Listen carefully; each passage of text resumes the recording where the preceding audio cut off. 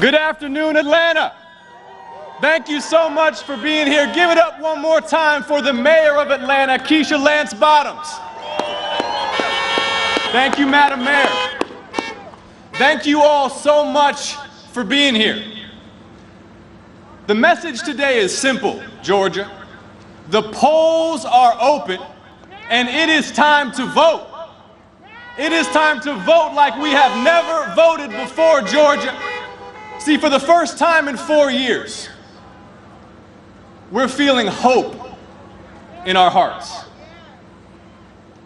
He may not know it yet, but Donald Trump is leaving. Georgia sent Donald Trump packing. And now we're feeling hope in our hearts because for the first time in 4 years, we have the opportunity to define the next chapter in American history. And it's Georgia that has the power. It's Georgia voters who have the power to write the next chapter in American history. And Georgia voters are standing up for health, jobs, and justice for the people. Health, jobs, and justice for the people. Think about how far we've come, Georgia. Think about how far the American South has come. Our great state is the most competitive battleground state in this great country.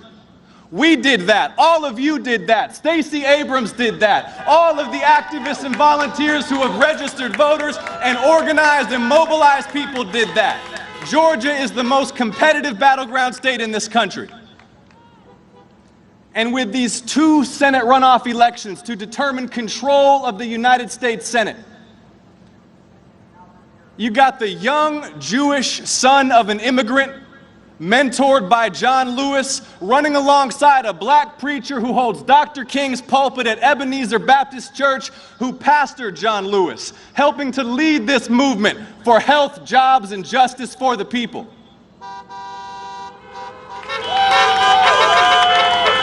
Health, jobs, and justice. Let's talk about health. We've lost more than 300,000 Americans to this virus. A virus our Senator David Perdue told us was no deadlier than the common flu while he was buying up shares in manufacturers of vaccines and medical equipment. Our lives have been torn apart. Millions have lost jobs and homes and livelihoods and business. We need to empower Georgia's Centers for Disease Control and doctors and scientists across this country to beat this virus, get our daily lives back, and save lives, and Georgia has the power to do that. Georgia has the power to do that. Let's talk about health. Even before this virus, 2 million Georgians lacked health insurance. Half of our counties have no OBGYN doctor. Maternal mortality for black women in Georgia is as high as it is for women in Iraq.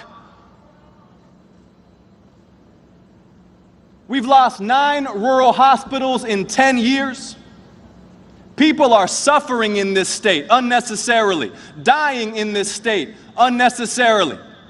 We're going to get out and vote Georgia because we believe that health care is a human right and not just a privilege for those who can afford it. We believe that every single family in this state deserves the best health care in the world. We believe that a lack of wealth should never prevent us from getting the care that we need. Georgia is standing up for the health of the people. Health, jobs, and justice. Let's talk about jobs. How is it that right now, in the midst of this crisis, our senators are not at work passing direct economic relief for the American people and support for small businesses? David and Kelly should be in Washington delivering $1,200 checks for every single Georgian and $500 for every child in this state because people are hurting and we need help now.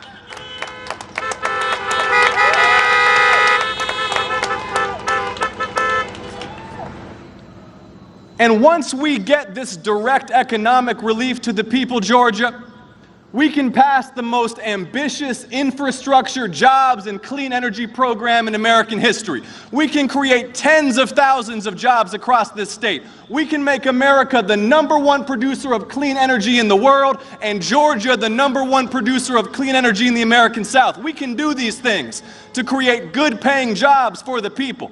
We can raise the minimum wage to $15. We can put small businesses first and not just corporate lobbyists in Washington. We can deliver health and jobs for the people. Now let's talk about justice. Let's talk about justice, Georgia. When a young black man named Ahmaud Arbery in Glenn County, Georgia, is shot to death in broad daylight in the street on camera, and local authorities look the other way, that makes a mockery of equal protection under the law. And so, Georgia, we have the power to pass a new Civil Rights Act that will guarantee equal justice for all, no matter our race and no matter our class, that will end brutality and racial profiling. And we have the power, Georgia, to pass a new Voting Rights Act that will end voter suppression and secure the franchise for all people in this country. We have the power, Georgia, to stand up for health and jobs and justice for the people, for all the people. We have the power. So, Georgia, not for my sake, not for the glory of any political party, but for our community, for our state, for our country, I'm asking you to work.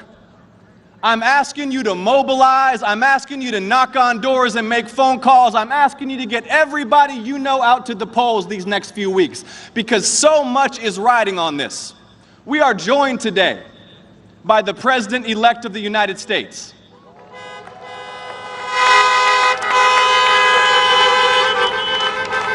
We are welcoming Joe Biden to Georgia, but Georgia, we need to do right by Joe Biden.